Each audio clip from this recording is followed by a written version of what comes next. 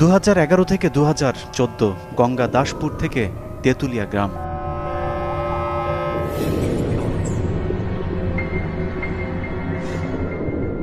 এই গ্রামেরই মন্টু নামে একজনের সাথে কথা বলতে এসেছি আমরা। কি কথা সেটা একটু পরে জানা যাবে, আগে মানুষটাকে খুঁজে বের করা যাক। বাড়িতে গিয়ে জানা যায় মন্টু মসজিদে নামাজে গেছেন। আমরাও জুমার নামাজ শেষ হবার আগেই মসজিদের সামনে হাজির। মুসল্লিদের একজন মন্টুকে চিনিয়ে দেন। আমরা তাকে নাম জিজ্ঞেস করলে নামটা সঠিক বললেও আর বাকি সব কথাই মিথ্যে বলার চেষ্টা করেছেন। মন্টু ভাই কেন নাম? মন্টু আপনি আপনি থাকেন কোথায়? এখানে আমি তেতলা এই গ্রামে? এই গ্রামেরই বাড়ি কোনটা? এই বাড়ি আপনার কি বাড়ি ইয়েতে না, গঙ্গাদাসপুরে না? না, এই গ্রামে। গঙ্গাদাসপুরে আপনার বাড়িটা ভেঙে দেয়নি কেউ? না। হ্যাঁ, না ভাঙেনি। কোন বাড়ি আপনার? বাড়ি কোন বাড়িটা? আমার বাড়ি এই বাড়ি। আসেন তো এই বাড়িতে। কিন্তু গ্রামের মানুষের সহায়তায় আসল ঘটনাটা জানা যায়। আচ্ছা, ওনার বাড়ি কি এই না না, ওনার বাড়ি গঙ্গাদাসপুর। হ্যাঁ, ওনার বাড়ি গঙ্গাদাসপুর। আমাদের শোনেন, এদিকে আসেন, শোনো, বলেন দিনে কি আসল ঘটনা কি বলেন। ওনার বাড়ি হচ্ছে গঙ্গাদাসপুর, জমি জায়গা নিয়ে গ্যাঞ্জাম, ওদের মেরে ধরে বাড়ি ঘর তো ভেঙে চুরিতে তেড়ি দিয়েছে, তো এখন আমাদের গ্রামে এসে রয়েছে। কি আসলে কি বলেন দিনে? আমি ভয়তে জানের ভয়তে কিন্তু চলে আসছি, আমাদের ঘর দৌড় ভাঙচুর করে মেরে ধরে তেড়ি দিয়েছে। দর্শক, 2011 সালের গঙ্গাদাসপুরের যে মানুষের কাছে জমি জমা নিয়ে ঝামেলা শুরুর কথা শুনেছিলাম, সেই গঙ্গাদাসপুরের মানুষ এখন গ্রাম ছেড়েছে। জমি জমা হারিয়েছে, তার সাথে হারিয়েছে সত্য বলার সাহস। নিজের ভিটে ছেড়ে মন্টু এখন বাস করে পাশের গ্রামের মামার বাড়িতে। মামার বাড়ির ভাঙা একটি ঘর ঠিকঠাক করে মন্টু এখন পরিবার নিয়ে সেই ঘরটিতেই থাকে। নিজের জমি জায়গা থাকতেও তাকে এখন দিন মজুর হয়ে কাজ করতে হয় অন্যের জমিতে। আমাদের এই বাড়ি ঘর তো ভাঙচুর লুটপাট, বুঝেছেন। আমার 3.5 বিঘা জমি গাছপালা 1.5 লাখ টাকা গাছ, বুঝেছেন। ফলের গাছ, কাঁঠাল গাছ, আম গাছ, কাঠের গাছ ইত্যাদি গাছ সব কেটে একদম ফর্সা। মামার বাড়ির ছোট্ট জায়গায় আরো ছোট্ট করে একটি ঘর তুলে সেই বাড়িতেই ঠাঁই নিয়েছে মন্টুর আরেক ভাই। যেটা আমার বড় ভাই। গঙ্গা দাসপুরের বাড়িতে সবকিছু ফেলে আসা সেই ভাইয়ের ঘরেও একটু থাকার জায়গা ছাড়া আর কিছুই নেই। বাড়ি ঘর দৌড় আমাদের নেইটে ভেঙে চুরে, পুলিশ পেছনে ওদের, সামনে ওরা মালিক মোল্লা ছেলে আছে সাথে, একদম বাড়ি ঘর দৌড় ভাঙচুর করে ফেলছে একদম হাতে হাতে। আর মাল ছামানা, একটা মাল ছামানা আমরা একটাও নিয়ে আসতে পারিনি, সব লুটপাটকে নিয়ে চলে গিয়েছে। একটা মাল ছামানাও নিয়ে আসতে না, আমরা শুধু এই জামা একটা নুঙি, আর একটা মাল ছামানাও নিয়ে আসতে পারিনি। মন্টুর মাকেও তাদের সাথে খালি হাতে গ্রাম ছাড়তে হয়েছে। আমার পণ্য কাপড় পয়সা সব নিয়ে নিয়ে এলো বেটা, 3 বছর আমার ভাইয়ের বাড়ি রয়েছি। দর্শক, মন্টুদের মতো গঙ্গাদাসপুরে আরো 62টি পরিবার এখনো গ্রাম ছাড়া। তাদের মধ্যে এখন কে কোথায় আছে সেটাও জীবনের ভয়ে একজন আরেকজনের কাছে গোপন রাখেন। তারপরও কয়েকটি পরিবারের সাথে আমাদের সাক্ষাৎ হয়েছে, তাদের কাছে যাব। তার আগে একটু গঙ্গাদাসপুর গ্রাম থেকে ঘুরে আসা যাক। গঙ্গাদাসপুরে যারা নিজেদের বসতভিটা হারিয়ে পালিয়ে বেড়াচ্ছে, তাদের অনেককেই আমাদের সাথে গ্রামে যাবার অনুরোধ করেছিলাম, কিন্তু অধিকাংশই সেখানে যাবার দুঃসাহস দেখায়নি। তারপরও 2-1জনকে রাজি করিয়ে গ্রামে যাই। এতক্ষণ যে গ্রামের নাম বলেছি, সেই গঙ্গাদাসপুর গ্রাম।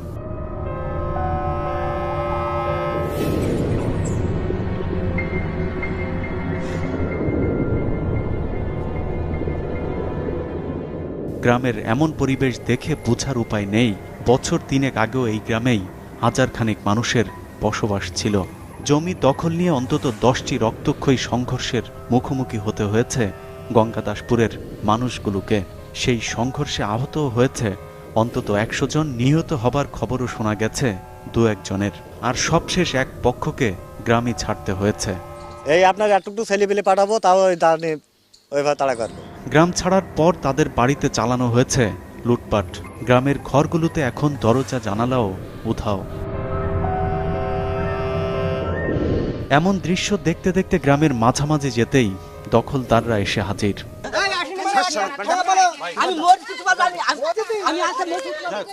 আমাদের সামনেই তেড়ে আসে অন্য পক্ষকে মারবার জন্য। অবশ্য সেটা আর আমরা হতে দেয়নি। এরকম উত্তেজনার মধ্যে আমরা আর তাদেরকে নিয়ে বেশি দূর যাবার সাহস দেখাইনি। বিভিন্ন জায়গা থেকে যাদেরকে নিয়ে এসেছিলাম তাদেরকে রেখে এবার আমরা একাই গ্রামের ভেতরে পরিস্থিতিটা আরও একটু ভালোভাবে দেখবার জন্য। এক পক্ষ নিজেদের বাড়িঘর ছেড়ে পালিয়ে গেলেও এখন যে পক্ষ দখলে আছে তারাও সুখে নেই। তাদেরকে সরানোর জন্য গ্রামে এখন তৃতীয় আরেকটি পক্ষ প্রতি রাতেই হামলা করছে। ওই যে রেলিং এর দরজা না ওটা ওটা হেসুদি কুপালে কুইপে ভিতরে চলে এলো। এই সে আমি দেখলাম আমার তো মেরে ফেলতে দেবে।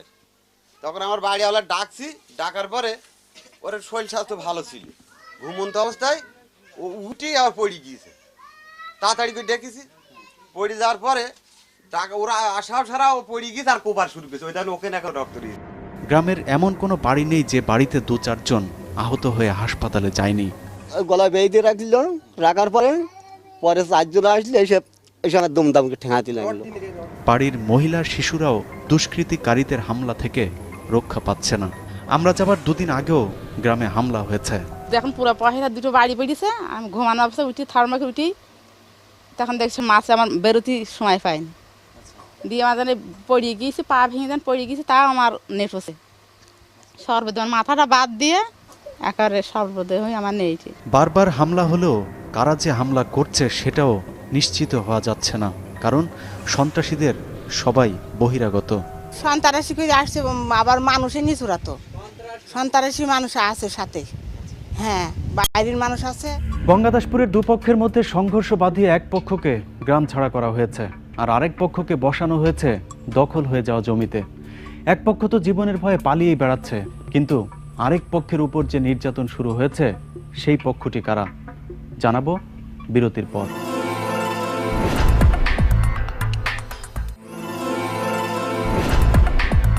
সঙ্গে থাকবার জন্য ধন্যবাদ। আপনাদের সাথে আছি আমি ইলিয়াস হোসাইন। দর্শক, চুয়াডাঙ্গার জীবননগরের গঙ্গাদাসপুর গ্রামে ছিলাম, যেই গ্রামের ৬২টি পরিবারকে গ্রাম ছাড়া করা হয়েছে। এবার জীবন নিয়ে পালিয়ে বেড়ানো আরও কিছু পরিবারের সাথে সাক্ষাৎ করব। গঙ্গাদাসপুর গ্রাম থেকে জীবন নিয়ে পালিয়ে আসা আরেকজন নূর ইসলাম। অন্যের কাছে ধার করে ছোট্ট একটি বাহন কিনেছে, সেটি এখন তার জীবন ধারণের একমাত্র অবলম্বন। রাস্তায় রাস্তায় ঘুরে বেড়াচ্ছে আর এখানে এসে ভাইয়ের জমিটায় বাস করছে। এই আমাদের পরিস্থিতি। এখন যেভাবে আমরা বসবাস করছি এভাবে মানুষ করে না। বাড়িঘর ছেড়ে পালিয়ে আসা এক একজনের আত্মীয় স্বজনের বাড়িতে উঠলেও তার পক্ষে সেটাও সম্ভব হয়নি।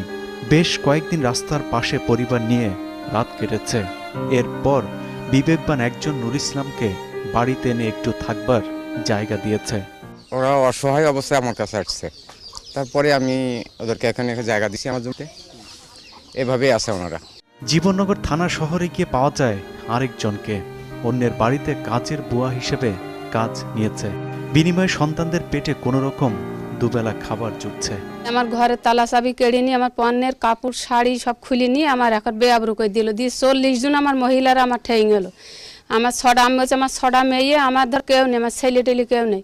তা আমার বললে যে আমার বাড়ি ঘর আমার 1 বিঘে পানের বরজ ছিল, পানের বরজ আগুন ধরে দিলে, দিয়ে আমার বেআবরু করে আমার অবৈধ মায়ের মায়া মারলে।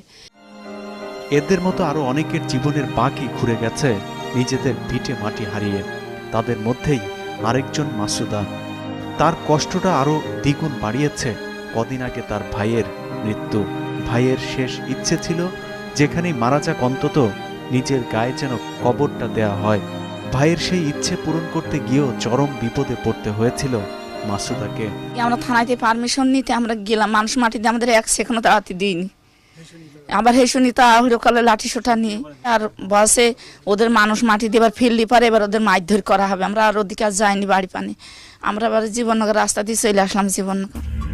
দর্শক, এমন অবস্থা চলছে 3 বছর ধরে। ঘর ছাড়া এসব মানুষগুলো নিজেদের ন্যায্য দাবি আদায়ে থানা, পুলিশ, জনপ্রতিনিধি, আদালত, জেলা প্রশাসক সবার কাছেই গেছেন, কিন্তু তারপরও বিচার পাওয়া যায়নি, কারণ প্রতিপক্ষটা একটু শক্ত। জীবননগর উপজেলা নির্বাহী অফিসারের কার্যালয়ের সামনে গিয়েছিলাম বিষয়টি নিয়ে তার বক্তব্য চাইতে।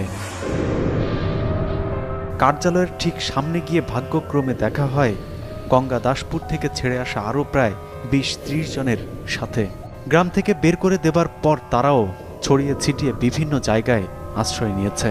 আমরা 2 বছর 3 মাস বাসা ছাড়া, আমরা তো অধিকাংশ মানুষ সব গরিব, কিন্তু আমরা কোন দেশে বসবাস করি যেখানে একটা স্বাধীন সার্বভৌমত্ব দেশ, এদেশের কোন মানুষের এদেশে মানুষ বাস করে বলে আমার মনে হয় না।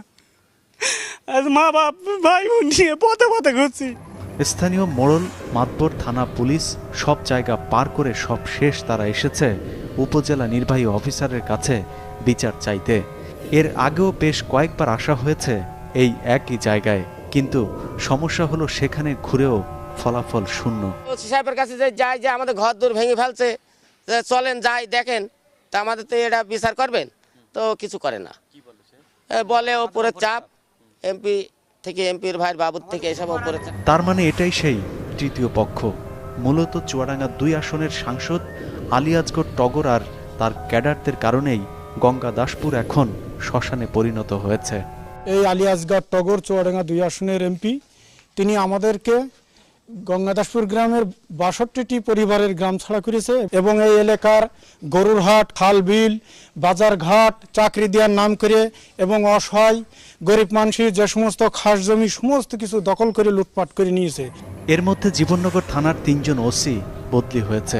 গঙ্গা দাসপুরবাসীর জন্য সবারই চেষ্টা ছিল, কিন্তু শেষ রক্ষা করা যায়নি প্রতিপক্ষ এমপি হবার কারণেই। বিতাড়িত হয়ে যাওয়ার পরে আমাদের সাবেক ওসি শাহজাহান আলী খান সাহেব উনি একটা উদ্যোগ নিয়ে